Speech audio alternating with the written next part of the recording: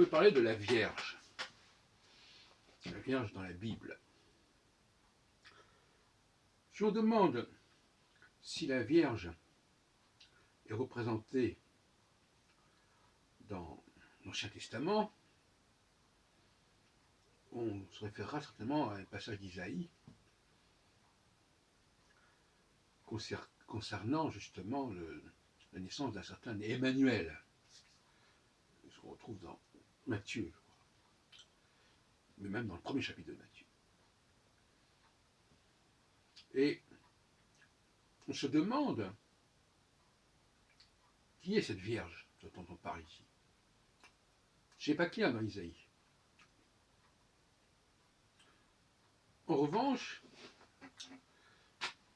on retrouve ce motif dans le livre de Jérémie, qui n'est peut-être pas souvent signalé, et à 2 reprises. Et toujours au chapitre 31, le fameux chapitre 31, dont je n'arrête pas de vous parler. Et pas le passage dont on parle ici, mais deux autres passages, puisque le mot Vierge apparaît à 2 moments du chapitre 31. Et le terme utilisé n'est plus Alma, comme dans Isaïe, mais Betula, qui veut dire bien la Vierge, et d'ailleurs qui est le signe de la Vierge aussi dans le zodiaque. On le trouve dans une formule. Alors la jeune fille prendra plaisir à la danse. L'adolescent et vieillard. Alors, curieusement d'ailleurs, dans certaines traductions chrétiennes, on met les jeunes filles. Et puis,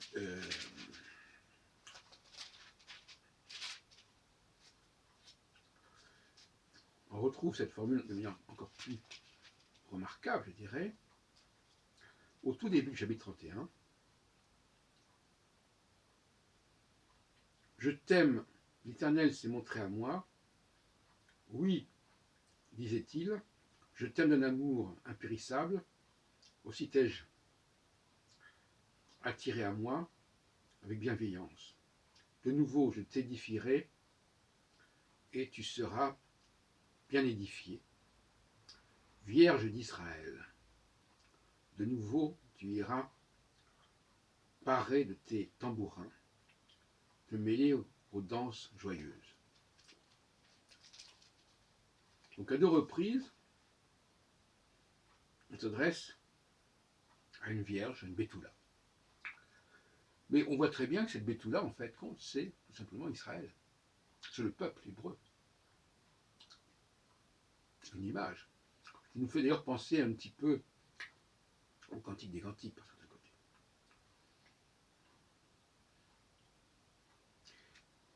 Donc,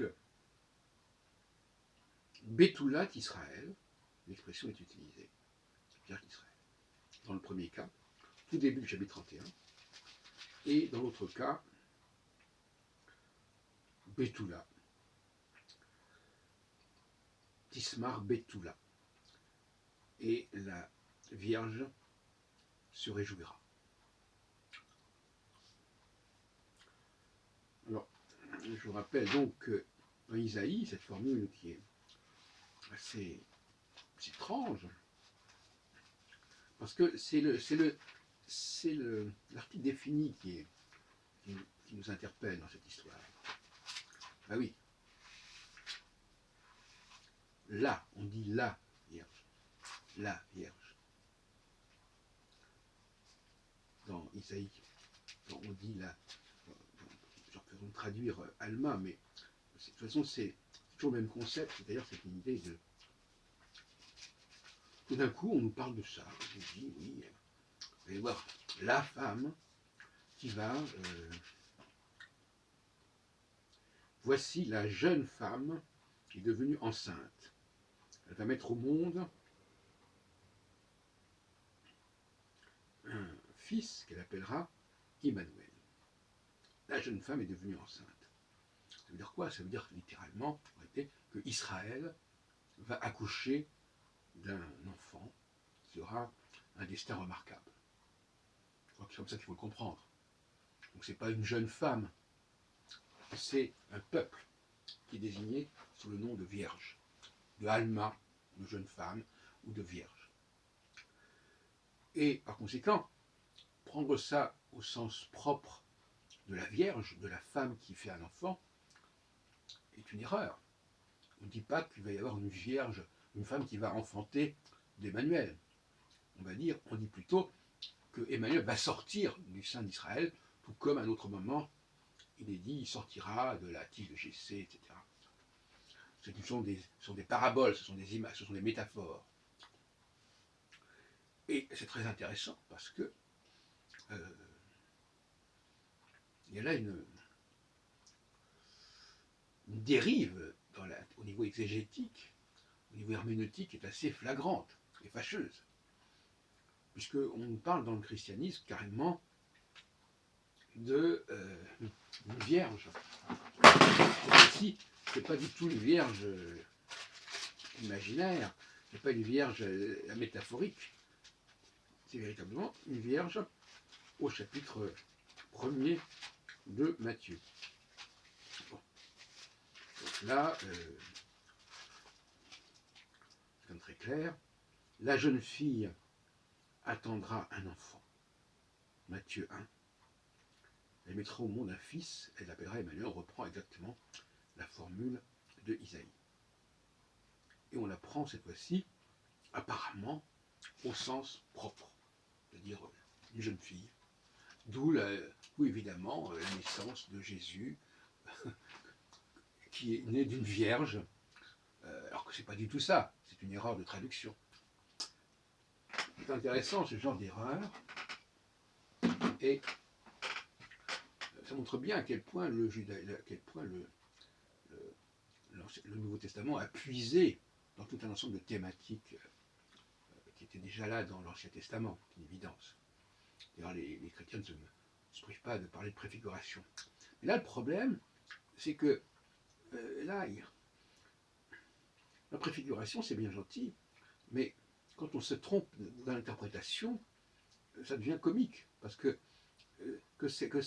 cette jeune fille ou cette vierge qui soit mentionnée, évoquée dans Jérémie et dans Isaïe, on prenne ça au premier degré, c'est quand même embêtant, c'est quand même fâcheux. Et alors on nous raconte une histoire de l'accouchement littéral du terme, voilà, on voit une femme accoucher d'un fils, alors que c'est uniquement une image, une métaphore. C'est le peuple hébreu qui va, d'où va sortir, d'où va émaner un personnage, et c'est pas une femme. Mais on sait très bien qu'effectivement, on le voit très bien notamment dans la liturgie du Shabbat, du vendredi soir, l'accueil, la fiancée et le fiancé, etc. Et on sait très bien que dans le schéma Israël, on dit qu'il faut aimer Dieu, etc. Qu'on retrouve d'ailleurs dans le Nouveau Testament. De tout ton cœur, de tout ton cœur. Le chol le vafra. Vafta et Adonai, le chol le vafra, de tout ton cœur. De toute ton âme, nafshecha, etc. Donc, on est là dans le processus d'amour, mais là encore, il s'agit d'une image, il s'agit d'un premier, il faut prendre ça au deuxième degré, bien évidemment, et pas au premier degré. Donc, voyez-vous, cette pièce-là, elle s'ajoute au dossier des pièces que j'ai rassemblées pour montrer qu'il y a des distorsions dans la compréhension, dans la lecture de certains textes, qui était effectivement une de mes spécialités.